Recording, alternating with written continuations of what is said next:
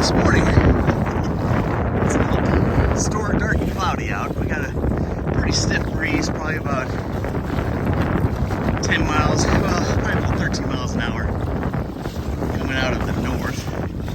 And the water is really choppy, so because I always get people asking me how should I handle choppy water. This will give you an idea. We've got the water bouncing off the bow, but it's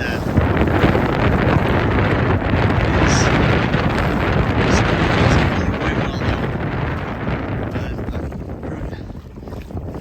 though. Wind's coming straight out of that north right there. But again, it's handling just fine.